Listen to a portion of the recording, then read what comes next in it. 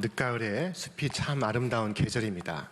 이 숲길을 걷다 보면 우리 학창시절에 외우던 시가 생각이 납니다. 그 로버트 프로스트의 가지 않는 길, 단풍 든 숲속에 두 갈래 길이 있었습니다 라고 시작되는 시입니다. 단테의 신곡 첫 대목에는 이런 구절이 있습니다. 우리네 인생길 고비에 올바른 길을 잃고서 나는 어두운 숲속에 있었네. 조락의 계절은 우리의 삶을 돌아보게 합니다. 최근 우리 대한민국의 길을 돌아보게 만드는 비상한 사건이 있었습니다. 우리나라의 대통령이 비선 실세의 한 여성에게 국정을 물어서 운영했다는 것과 그 여성이 사이비 종교 교주의 딸로 밝혀져 온 국민이 충격을 받게 된 것입니다. 국가 지도자가 전문가도 공직자도 아닌 이에게 그 길을 물었다고 하니 마치 나 길을 잃고 어두운 숲속에 있었네 하는 단테의 신곡 지옥편의 첫 대목이 생각납니다. 이 문제는 보수와 진보 간의 문제가 아닙니다. 이 문제는 정신적이며 영적인 문제입니다. 우리가 영적 분별을 결여할 때 우리는 곧 길을 잃고 헤매입니다. 개인이나 사회가 혼미에 빠지는 그것은 최선을 다하지 않기 때문에 생겨나는 것이 아닙니다. 그것은 길을 잃어서 생기는 것입니다. 길을 잃으면 아무리 노력해도 목표에 당도할 수 없습니다. 며칠 전 발표된 대통령의 사과 담화문에서도 국민의 마음을 아프지 않게 해드리겠다는 각오로 노력해왔는데 이렇게 정반대의 결과를 낳게 되어 가슴이 찢겨지는 느낌이라고 고백했습니다. 우리는 자가용으로 서울에서 부산을 가려 할 때 내비게이션의 안내를 받아 차를 운전합니다. 내 느낌을 따르지 않습니다. 아무리 맞은편 길이 그럴듯해 보여도 내 차의 운전대를 그리로 돌리지 않습니다. 내 느낌보다 내비게이션의 안내를 믿기 때문입니다. 오늘 우리에게 그리고 우리 사회에 필요한 것은 이 내비게이션입니다. 성경이 우리에게 말씀합니다. 시편 119편 105절 주님의 말씀은 내 발의 등불이요 내 길의 빛이니이다. 시편 16편 11절 주께서 생명의 길을 내게 보이시리니 주의 앞에는 충만한 기쁨이 있고 주의 오른쪽에는 영원한 즐거움이 있나이다. 우리에게 임하시는 주님의 말씀은 이처럼 우리의 삶의 길을 비추어주는 내비게이션입니다. 오늘 시편의 말씀은 의인의 길과 악인의 길, 두 길에 대하여 말씀하고 있습니다. 복 있는 사람은 악인들의 꾀를 따르지 아니하며 죄인들의 길에 서지 아니하며 오만한 자들의 자리에 앉지 아니하고 오직 여호와의 율법을 즐거워하여 그의 율법을 주야로 묵상하는 사람이라고 말씀합니다. 특별히 이 1절의 말씀은 복 있는 사람에 대해서 말씀을 하시지만 사실 그 내용은 누가 복이 없는 사람인가에 대하여 전하고 있습니다. 말씀 속에서 악인은 세 단계를 거치면서 점진적으로 그 상태가 악화되고 있습니다. 처음에는 악인의 꾀를 따르고 그 다음에는 죄인의 길에 서서 가담하며 마지막에는 오만한 자의 자리에 앉아 공모합니다. 그러나 복 있는 사람은 오직 여호와 율법을 즐거워하여 그 율법을 주야로 묵상합니다. 그는 시냇가에 심긴 나무와 같아서 철 따라 열매를 맺으며 그 잎이 시들지 아니함 같으니 하는 일마다 다 잘 됩니다. 그러나 악인은 그렇지 아니하니 한낮 바람에 흩날리는 쭉정이와 같습니다. 결국 악인은 심판받을 때 몸을 가누지 못하며 죄인은 의인의 회중에 들지 못합니다. 그렇습니다. 의인의 길은 주께서 인정하시지만 악인의 길은 망할 것입니다. 이 시편 1편은 1절의 행복으로 시작해서 6절의 멸망으로 끝이 납니다. 오늘 본문의 말씀은 우리 앞에 두 가지 길의 선택이 있음을 말씀하고 있습니다. 그것은 행복의 길과 멸망의 길, 곧 의인의 길과 악인의 길입니다. 세상 모든 사람들이 행복에 이르기를 원하지만 사실 많은 사람들이 원치 않는 멸망에 당도합니다. 오늘 말씀 속에 있는 복이 있는 사람은 단수입니다. 하나이지만 악인들, 죄인들, 오만한 자들은 복수입니다. 한두 사람이 아닙니다. 오늘 이 본문의 말씀은 의인과 악인을 가르는 그 표준, 기준이 주님의 법에 있다고 말씀합니다. 주님의 법인 성경을 영어로는 캐논이라고도 하는데 이 캐논의 의미가 표준 혹은 기준이라는 뜻을 갖고 있습니다.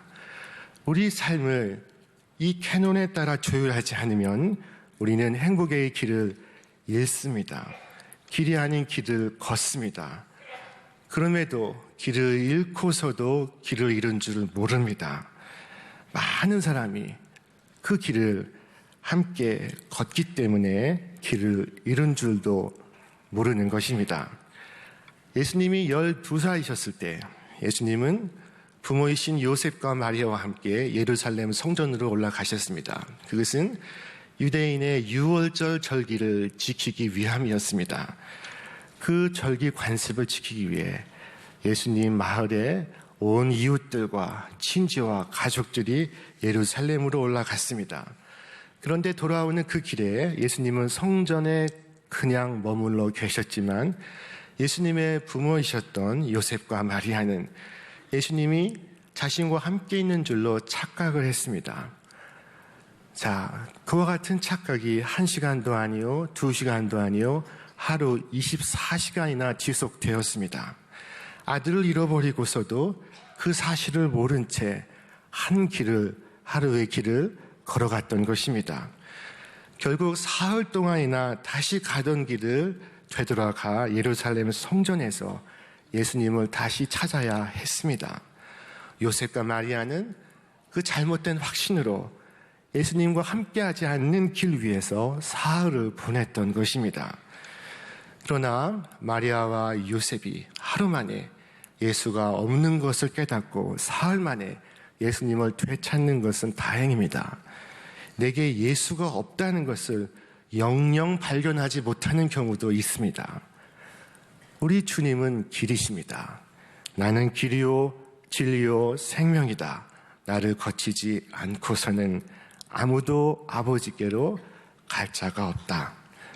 성경은 길이신 그분을 증거하고 있습니다. 주님의 말씀은 우리를 의의 길로, 생명의 길로 인도하고 있습니다.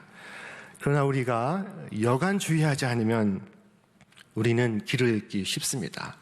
길을 잃고서도 길을 잃은 줄 모르기 쉽습니다. 마치 우리는 어린아이처럼 주여 저는 갈 길을 모르오니 저를 인도하소서라고 기도하며 주님의 법을 따르는 것이 오늘 이 시편이 우리에게 전하는 지혜로운 삶입니다. 우리가 잘 아는 찬송가에 주와 같이 길 가는 것 즐거운 일 아닌가. 우리 주님 걸어가신 발자취를 밟겠니. 한 걸음 한 걸음 주 예수와 함께 날마다 우리는 걷겠네 하는 찬송이 있습니다. 얼마나 좋은 찬송인지 모릅니다. 우리가 그 길을 걷다가 언젠가 하나님 앞에 서는 날이 올 때에 우리는 나의 갈 길 다가도록 내 예수 인도하시니 내 주 안에 있는 긍휼 어찌 의심하리요. 믿음으로 사는 자는 하늘 위로 받겠네. 무슨 일을 만나든지 만사 형통하리라. 무슨 일을 만나든지 만사 형통하리라 하고 찬송하실 수 있습니다. 오늘 3절의 말씀이 그와 같습니다. 그는 시냇가에 심은 나무가 철을 따라 열매를 맺으며 그 잎사귀가 마르지 아니함 같으니 그가 하는 모든 일이 다 형통하리로다. 그는 악인의 꾀를 따르지 않습니다. 꾀는 이를 그럴듯하게 꾸미는 교묘한 생각이나 수단을 가리킵니다. 꾀보, 꾀병이라는 말을 생각하시면 아실 수 있을 것입니다. 이 악인의 꾀는 달콤합니다. 달콤하기에 현혹되기 쉽습니다. 속기 쉽습니다. 인간이 악인의 꾀에 넘어간 이 대표적 사건은 에덴 동산에서의 선악과의 열매를 먹었던 때의 일입니다. 그때 에덴 동산에서 뱀이 사람에게 속삭였습니다. 너희가 결코 죽지 아니하리라. 너희가 하나님과 같이 되리라. 그러나 그 뱀의 꾀를 따랐을 때 인간에겐 곧 불행이 닥쳐왔습니다. 여자에겐 고통과 속박이, 남자에겐 저주와 수고가, 그리고 그 둘에겐 죽음이 선언되었습니다. 말씀이 아닌 꾀를 쫓는 것이 왜 어리석은가 하면 제 꾀에 넘어가 결국 망하게 되기 때문입니다. 그러므로 세상에 가장 어리석은 사람은 이 꾀를 부리는 사람입니다. 꾀를 부리면 잘 살 것 같지만 사실은 잘 살지 못합니다. 꾀를 부리면 부자가 될 수도 있고 실세가 될 수도 있습니다. 하지만 어느 순간 든든하다고 여겼던 그 집이 허물어지고 벌거벗은 그들의 모습이 백일하에 나타나게 될 것입니다. 시인은 그들을 가리켜 한낮 바람에 흩날리는 쭉정이, 바람에 까불리는 겨라고 말씀합니다. 옛날 시골에선 곡물을 베어 타작마당으로 가져옵니다. 그러면 그곳에서 도리깨질을 해서 알곡과 줄기를 분리합니다. 그러면 저녁 미풍에 키를 사용해서 곡물을 공중에 던져 올려서 까불립니다. 솔솔 불어오는 그 바람 속에 곡물보다 가벼운 밭갓 껍질은 바람에 불려가고 그리고 곡식 낫 알만 남게 됩니다. 악인들은 그때 그 바람에 풀려 날아간 쓸모없는 가벼운 겨와 같다고 오늘 성경은 말씀합니다. 그것이 5절의 말씀입니다. 악인은 심판받을 때 몸을 가누지 못하며 의인들의 모임에 참여하지 못하리라. 그것이 악인의 최후입니다. 그러나 성경은 복 있는 사람에 대해선 이런저런 설명을 거두절미하고 단 한마디 말로 설명하고 있습니다. 그는 오직 여호와의 율법을 즐거워하여 그 율법을 주야로 묵상하는 사람이로다. 여러분, 주야로 주님의 법을 가까이 하는 것이 우리의 복입니다. 여호수아 1장 8절, 이 율법책을 내 입에서 떠나지 말게 하며 주야로 그것을 묵상하여 그 안에 기록된 대로 다 지켜 행하라. 그리하면 네 길이 평탄하게 될 것이며 네가 형통하리라. 이때 주님의 법을 가리키는 히브리어는 토라인데, 토라는 곧 하나님의 말씀, 하나님의 교훈을 가리킵니다. 그리고 이 묵상하다라고 하는 히브리어는 하가인데, 이는 바닥이나 의자에 고요히 앉아서 생각하는 것을 의미하는 것이 아닙니다. 이 하가는 중얼거리고 떠들고 속삭이는 것을 말합니다. 그것은 이 말씀의 향기를 맡고 그리고 곱씹고 맛을 음미하는 모습을 말하고 있는 것입니다. 얌얌쩝쩝 하는 소리를 내는 것입니다. 예루살렘의 랍비 학교를 여러분 방문하시면 교실인지 시장인지 분간이 안 됩니다. 교실이 온통 시끄럽습니다. 어린 학생들이 이 중얼거리고 이 얌얌쩝쩝하는 소리로 교실이 가득합니다. 읽고 말하고 중얼거리고 읽고 말하고 중얼거리고를 반복합니다. 이 묵상이라는 이 부분에 대해서 어느 목사님은 말하기를 개 밥그릇이 생각이 난다고 했습니다. 여러분 혹시 깨끗이 핥아놓은 개 밥그릇을 본 적이 있으십니까? 시인 정호승은 밥을 다 먹은 개가 빈 밥그릇을 그 밑바닥까지 핥고 핥는 그 광경을 보다가 문득 나는 언제 저토록 열심히 내 밥그릇을 핥아보았나, 밥그릇 밑바닥까지 먹어보았나 라고 생각합니다. 그러다가 그는 깨달음을 얻은 듯 말합니다. 그릇에도 맛이 있다. 햇살과 바람이 깊게 스민 그릇의 밑바닥이 가장 맛있다. 여러분, 불경스럽지 모르지만 하나님의 말씀을 묵상한다는 것은 마치 그와 같습니다. 그릇의 밑바닥까지 핥고 또 핥는 것입니다. 주님의 말씀은 대충 읽고 지나가는 것이 아닙니다. 그것은 철저히 읽고 또 읽고 곱씹는 것입니다. 제가 미국에서 박사 과정에 있을 때 저와 함께 공부했던, 지금은 버지니아의 교수로 계신 그분은 성경의 그리스도 안에서, 영어로는 in Christ라고 하는 이 표현으로 논문 400페이지를 썼습니다. 이 표현의 토시, 쓰임새, 용법, 문맥마다 달라지는 그 의미를 연구했습니다. 자, 그러나 이 묵상은 말씀을 단지 지식으로만 혹은 머리로만 연구하는 것을 의미하는 것도 아닙니다. 그것은 말씀을 우리의 전 존재로 수용하는 것을 의미합니다. 우리가 먹는 것이 살과 피로 변화하듯이 우리가 읽는 것이 우리의 인격과 생각으로 변화하는 것입니다. 우리는 성경을 읽으면서 혹 감동되는 구절에 밑줄을 그을 수 있습니다. 그러나 그 말씀을 내 삶에 적용하는 것은 여간 어려운 일이 아닙니다. 하나님의 말씀이 우리의 삶의 변화를 요구하고 있기 때문입니다. 그래서 많은 사람들이 하나님의 말씀을 읽지 않거나 하나님의 말씀을 읽어도 밑줄 긋는 것으로 그칩니다. 말씀을 인용할 줄은 알지만 그 말씀을 삶의 캐논으로 삼아서 나를 바꿀 생각은 하지 않습니다. 그러나 오늘 이제부터 우리가 하나님의 말씀을 읽지 아니하고 하나님의 말씀이 거꾸로 나를 읽고 나를 바꾸도록 할 수 있어야겠습니다. 말씀 한마디라도 붙잡고 철저히 궁구하다 보면 나를 돌아보게 되고 삶의 중심을 세울 수 있게 됩니다. 그러면 어떤 경우에도 흔들리지 아니하는 삶의 입장을 세울 수 있습니다. 그걸 붙잡아야 요동하지 않습니다.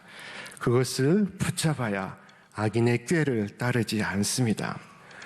시인은 그를 시냇가에 심은 나무와 같아서 철따라 열매를 맺으며 그 잎이 시들지 아니함 같고 하는 일마다 잘 될 것이다 말씀합니다. 동일한 말씀이 예레미야 17장 7절 8절에 담겨 있습니다. 그러나 무릇 여호와를 의지하며 여호와를 의뢰하는 그 사람은 복을 받을 것이라. 그는 물가에 심기운 나무가 그 뿌리를 강변에 뻗치고 더위가 올지라도 두려워 아니하며 그 잎이 청청하며 가무는 해에도 걱정이 없고 결실이 그치지 아니함 같으리라. 여러분, 하나님의 말씀을 따라 사는 사람은 하는 일마다 잘 될 것이다 하는 말은 옳습니다. 하나님은 당신의 종들을 지키시고 보호하십니다. 그들에게 복을 내리십니다. 그들의 마음을 시들지 않게 생기를 불어넣어 주십니다. 그러므로 하나님의 말씀을 자신의 길로 삼는 사람은 복이 있는 사람입니다. 여러분 어떠십니까? 여러분의 생은 이처럼 복된 인생을 살고 계십니까? 마치 시냇가에 심은 나무처럼 하나님의 말씀에 뿌리 내리며 살아가시기를 바랍니다. 그와 같은 삶에는 참된 행복뿐만 아니라 참된 성공도 뒤따라옵니다. 그는 철을 따라 열매를 맺습니다. 하는 일마다 다 잘 됩니다. 성공으로 행복이 뒤따라오는 것이 아니라 행복함에도 성공이 덤으로 뒤따라오는 것입니다. 이 성공이야말로 지속 가능한 성공이요 의인의 길에서 우리가 거두는 성공입니다. 이것이 오늘 성경이 우리에게 전하고 있는 참된 행복의 비결입니다. 오늘 시편 1편은 시편의 서시이지만 이 시편은 전체 150편이 다 집필된 후에 가장 마지막으로 집필된 시입니다. 시편이 완성되고 시의 마지막으로서 집필되었습니다. 그러므로 이 시는 시편 150편을 요약하고 함축하며 그 중심 사상을 나타내고 있습니다. 제가 가진 이 성경은 이 시편 1편에 참된 행복이라는 제목을 붙였습니다. 우리를 향하신 하나님의 뜻이 있습니다. 그것은 우리의 행복입니다. 그것은 우리의 뜻과 우리의 소원과도 일치합니다. 우리의 소원도 행복한 것입니다. 오늘 본문은 하나님의 율법을 즐거워하며 그 율법을 밤낮으로 묵상하는 자에게 그 행복이 있다고 말씀합니다. 참된 행복은 오직 하나님 말씀의 뿌리를 내려서 자신을 충만하게 삶을 축복으로 살아가는 것입니다. 오늘 6절의 결론, 의인의 길은 주님께서 인정하시지만 악인의 길은 망할 것이라 하는 그 말씀은 행복은 운명의 장난이 아니라 우리가 선택하는 길이며 그러므로 우리의 바른 결단을 촉구하고 있습니다. 다른 선택은 없습니다. 의의 길, 때로는 외로운 길, 그러나 영원한 행복의 길로 나아가시기를 바랍니다. 우리에게 주신 주님의 말씀이 그 길로 우리를 안내하고 있습니다. 초대교회에서는 우리 그리스도인을 가리켜 길을 따르는 사람이라고 불렀습니다. 사도행전 9장 2절, 다메섹 여러 회당에 가져갈 공문을 청하니 이는 만일 그 도를 따르는 사람을 만나면 남녀를 막론하고 결박하여 예루살렘으로 잡아오려 함이라. 오늘 그 길이신 그리스도를 따라 진리의 길로 생명의 길로 나아가시기를 바랍니다. 악인의 꾀가 아닌 그리고 그릇된 자기 확신이 아닌 오직 주의 말씀으로 인도되시기를 바랍니다. 그리하여 참된 행복과 참된 성공에 당도하시기를 바랍니다. 이 사악함이 판치는 세상에서 악인들의 표면적이고 이기적인 관심에 맞서서 하나님의 법에 깊이 영적 뿌리를 내리시기를 바랍니다. 악인의 그 표면적인 삶은 뿌리가 없고 그리고 궁극적으로 덧 없습니다. 그들은 참된 행복을 얻기보다 바람에 날리는 겨와 같고 잠시 크게 번영하다가도 곧 덧없이 시들고 마는 것을 우리는 역사 속에서 목격할 수 있습니다. 그들의 번영은 오래 지속되지 않습니다. 그들의 삶은 하나님의 심판을 견뎌내지 못합니다. 그러나 의인의 성공은 깊숙이 하나님의 관계 속에, 관계의 뿌리 속에 깊이 감추어져 있습니다. 그것이 우리를 위한, 오늘 우리에게 필요한 지속 가능한 성공입니다. 이것이 오늘 성경이 우리에게 전하는 참된 행복의 길입니다. 이 조락의 계절, 나무가 잎을 떨고 겨울을 준비하듯이 우리 삶에 들이온 허장성세들, 세상의 거짓들을 하나 둘 내려놓고 겸허하게 하나님 앞에, 주님의 말씀 앞에 서시기를 바랍니다.